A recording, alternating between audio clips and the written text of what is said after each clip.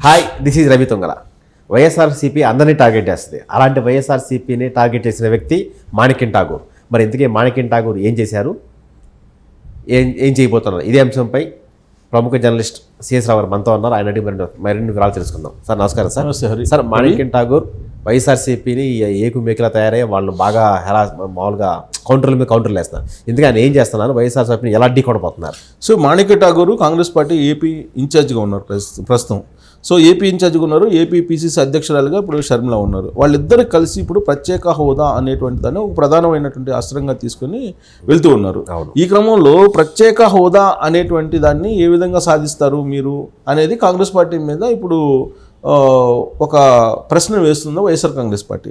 Plus దానికి తగ్గట్టు మాణిక్యం ఠాగూర్ని target చేస్తున్నారు. మాణిక్యం ఠాగూర్ ఏం చెప్తున్నారు, ప్రతిసారి ఇన్ఛార్జిగా ఉన్నటువంటి ఆయన ప్రత్యేక హోదా ఆంధ్రప్రదేశ్ రావాలన్నా, విభజన హామీలు ఆంధ్రప్రదేశ్ నెరవేరాలన్నా కానీ ఖచ్చితంగా దేశంలో ఇండియా గవర్నమెంట్ ఏర్పడాలి, ఇండియా భాగస్వామ్యంతో ప్రభుత్వం ఏర్పడాలి, అప్పుడు మీకు ఇమీడియట్గా ఫస్ట్ సంతకం ప్రత్యేక హోదా మీద చెప్తున్నారు.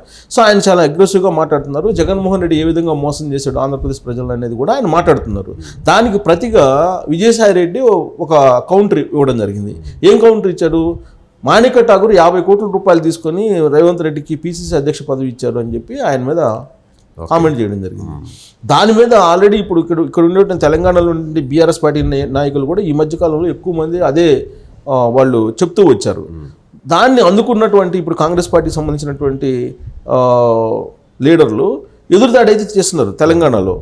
సో అదేమంటే అసలు అసెంబ్లీ సాక్షిగా కూడా బీఆర్ఎస్ పార్టీ లీడర్లు ప్రస్తావించారు ఒక సందర్భంలో తెలంగాణలో. అది కోమటిరెడ్డి వెంకటరెడ్డి అన్నారు కదా, కోమటిరెడ్డి వెంకటరెడ్డి మీద చర్యలు తీసుకోండి, ఎందుకంటే లీగల్గా ప్రొసీడ్ అవుతానని చెప్పి మాణిక్యం ఠాగూర్ చెప్పారు. సో ఇప్పుడు అది ఆంధ్రప్రదేశ్కి పాకింది. ఆంధ్రప్రదేశ్లో వైఎస్ఆర్ కాంగ్రెస్ పార్టీ నాయకులు ఇప్పుడు మాణిక్యం ఠాగూర్ మీద టార్గెట్ చేశారు. మాణిక్యం ఠాగూర్ మీద టార్గెట్ చేసి మాణిక్యం ఠాగూర్ని ఏమంటున్నారంటే, ఇప్పుడు నువ్వు అసలు 50 కోట్లు తీసుకుని పీసీసీ అధ్యక్ష పదవి ఇచ్చావు, అసలు షర్మిల దగ్గర ఎంత తీసుకున్నారు అనే యాంగిల్లో వాళ్ళు మాట్లాడుతున్నారు. అలాంటి సమయంలో ఆయన కౌంటర్ ఇస్తూ ఆయన చాలా క్లియర్గా లెక్కబెట్టి చెప్పారు. లెక్కబెట్టి ఏం చెప్పారు వాళ్ళు?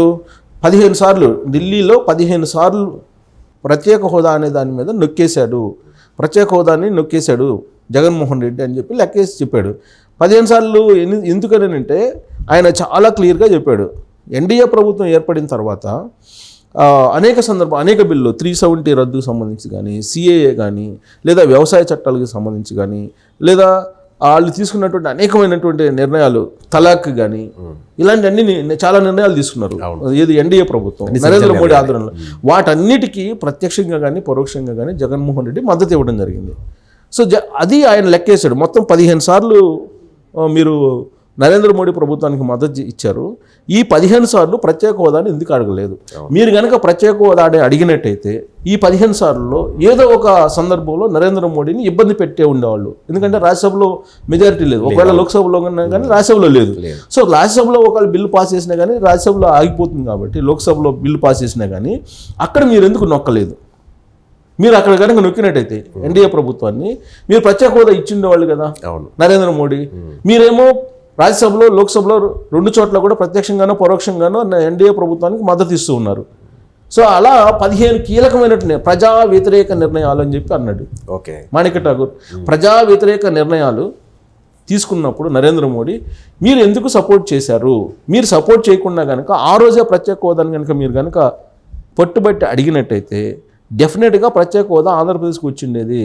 కాబట్టి 15 సార్లు మోసం చేశాడు ప్రత్యేక హోదా అని చెప్పి జగన్మోహన్ రెడ్డి అనేది ఇప్పుడు ఆయన ఆంధ్రప్రదేశ్ ప్రజలకు చెప్తూ ఉన్నాడు. దాంతోపాటు లీగల్గా ఎవరైతే ఈ 50 కోట్లు తీసుకున్నాడు రేవంత్ రెడ్డి దగ్గర అని చెప్పి కామెంట్ చేస్తున్నారు, వాళ్ళ మీద కూడా లీగల్ ఫైట్ చేయడానికి ప్రయత్నం చేస్తున్నారు. ఒకవైపు లీగల్ ఫైట్, ఇంకొక వైపు ప్రజాక్షేత్రంలో ఫైట్ చేయడానికి ఆయన సిద్ధమవుతున్నారు. సో జగన్మోహన్ రెడ్డి ఇప్పుడు మాణిక్యం ఠాగూర్ చేస్తున్నటువంటి విమర్శలకు సమాధానం చెప్పాల్సింది. ఆయన చేసినటువంటి విమర్శ కానీ ఆయన చేసిన ఆరోపణ కానీ మామూలుది కాదు. ఎందుకంటే ప్రజా వ్యతిరేకమైనటువంటి విధానాలు, ప్రజా వ్యతిరేకమైనటువంటి తీర్మానాలు అనేకం పార్లమెంటు వేదికగా జరిగాయి. వాటన్నిటిలో జగన్మోహన్ రెడ్డి పాత్ర ఉందని ఇండైరెక్ట్ చెప్పారు. వాటన్నిటిలో పాత్ర ఉంది, ఇండైరెక్ట్గా ఉంది, డైరెక్ట్గానే చెప్పాడు. 15 అంశాలు నరేంద్ర మోడీ ప్రజా వ్యతిరేక విధానాలు, భారతీయులకు వ్యతిరేకమైనటువంటి నిర్ణయాలు తీసుకున్నారు. ఈ 15 అంశాల్లో భాగస్వామి జగన్మోహన్ రెడ్డి ఎంపీలు, జగన్మోహన్ రెడ్డి పార్టీకి సంబంధించిన ఎంపీలు కనుక సపోర్ట్ చేయకపోతే రాజ్యసభలో కానీ లోక్సభలో కానీ నీకు ఆ బిల్స్ పాస్ అయ్యిండేవి కాదు. సో ఆ బిల్స్ పాస్ అయినాయి అంటే బికాస్ ఆఫ్ జగన్మోహన్ రెడ్డి. అదే 15 సార్లు ఏ ఒక్కసారి ప్రత్యేక హోదా మీద మెలికి పెట్టినట్టయితే, ప్రత్యేక హోదాని డిమాండ్ చేసినట్టయితే డెఫినెట్గా ప్రత్యేక హోదా నరేంద్ర మోడీ ఇచ్చిండే వాళ్ళు అని చెప్పి ఆయన చెప్పారు. ఇది క్లియర్ కట్గా ఆయన చెప్పడం జరిగింది. ఇప్పుడు 370 రద్దు అనేది సామాన్య విషయం కాదు కదా. అవును.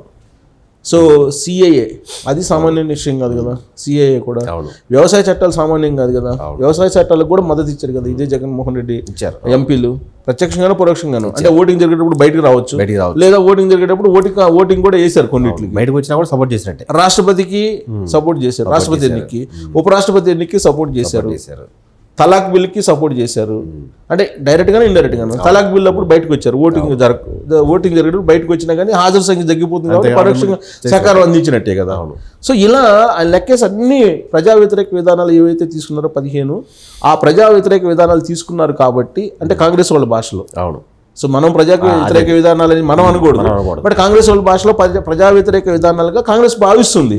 వాటికి మద్దతు ఇచ్చాడు జగన్మోహన్ రెడ్డి అని చెప్పి ఆయన చెప్తున్నారు. ఈ 15 సార్లు ప్రత్యేక హోదాని మడత మీద మడతేసి దాన్ని చుట్టేసి పైనేసేసాడు జగన్మోహన్ రెడ్డి, అటకెక్కిచ్చేసాడు. సో నరేంద్ర మోడీ అడుగుజాడల్లో, నరేంద్ర మోడీ యొక్క అడుగులో అడుగు వేస్తున్నటువంటి జగన్మోహన్ రెడ్డి ప్రత్యేక హోదా గురించి మాట్లాడే హక్కు లేదు ఆయనకి. ప్రత్యేక హోదా అనేది కాంగ్రెస్ పార్టీ మాత్రమే తీసుకొస్తుంది. రాబోయేటువంటి ఎన్నికల్లో ఫస్ట్ సంతకం ఇండియా గవర్నమెంట్ కనుక ఏర్పడితే ప్రత్యేక హోదా మీద పెడతాం మేము, మమ్మల్ని నమ్మండి. జగన్మోహన్ రెడ్డి ఒక మోసగాడు, ప్రత్యేక హోదా పేరు చెప్పి 2019లో అధికారంలోకి వచ్చాడు, అతన్ని ఈసారి నమ్మొద్దు మీరు అని చెప్పి మాణిక్య ఠాకూర్ చాలా సీరియస్ కామెంట్స్ చేశారు. దీని మీద ఈ 15 సార్లు ఏ విధంగా మోసం చేశారనే దాని మీద ఇప్పుడు వైఎస్ఆర్ కాంగ్రెస్ పార్టీ వాళ్ళు చెప్పాలి. సో మొత్తం మీద 15 సార్లు ప్రత్యేక హోదాని నొక్కేశాడు జగన్మోహన్ రెడ్డి అనేది తేల్చేశాడు మాణిక్య ఠాకూర్. సో మాణిక్య ఠాకూర్ ఇక రాబోయేటువంటి రోజుల్లో ఇంకొద్దిగా దాడి పెంచేటువంటి అవకాశం ఉంది. ఇప్పుడు షర్మిల కూడా తాజాగా ప్రత్యేక హోదా మీద అటు ఇద్దరికి, చంద్రబాబు నాయుడికి జగన్మోహన్ రెడ్డికి ఇద్దరికి లెటర్ రాశారు. ప్లస్ రాహుల్ గాంధీ దగ్గర కూడా ఆమె కలవడం జరిగింది, రాహుల్ గాంధీ దగ్గరికి వెళ్ళి. సో రాహుల్ గాంధీ దగ్గరికి వెళ్ళడం జరిగింది. అలాగే ఢిల్లీలో కూడా దీక్ష చేసింది. అవును, షర్మిల. సో మొత్తం మీద ప్రత్యేక హోదా చుట్టూ మొత్తం తిప్పుతున్నారు. ఎలక్షన్ రాబోయే ఎలక్షన్లో ప్రత్యేక హోదా చుట్టూనే కాంగ్రెస్ పార్టీ తిప్పేటువంటి ప్రయత్నం చేస్తుంది. బట్ తెలుగుదేశం పార్టీ, కాంగ్రెస్ మాత్రం దాన్ని కొంచెం నలిఫై చేసేటువంటి ప్రయత్నం చేస్తున్నట్టు కూడా కనిపిస్తుంది. బట్ వాళ్ళు దాని మీద మాత్రం మరింత కౌంటర్ చేసేటువంటి అవకాశం కాంగ్రెస్ పార్టీ. రాబోయేటువంటి రోజుల్లో మాణిక్య ఠాకూర్ కూడా దాన్నే ఒక ప్రధానమైనటువంటి అస్త్రంగా జగన్మోహన్ రెడ్డి మీద విసిరేటువంటి ఛాన్సెస్ అయితే కనిపిస్తుంది. ఓకే. సో రాష్ట్ర విభజన అనే అపప్రదని పోగొట్టుకోవడానికి ప్రత్యేక హోదా అనే అంశాన్ని తెరపైకి తీసుకొస్తుంది కాంగ్రెస్ పార్టీ. ఇందులో భాగంగానే షర్మిల, మాణిక్య ఠాకూర్ ప్రత్యేక హోదా టార్గెట్గానే వైసీపీని టార్గెట్ చేస్తున్నారు. మరి రాబోయే రోజుల్లో ఈ టార్గెట్ ఎంతవరకు వెళ్తుంది, ఈ ఫైట్ ఎంతవరకు వస్తుంది చూడాలి. Thank you.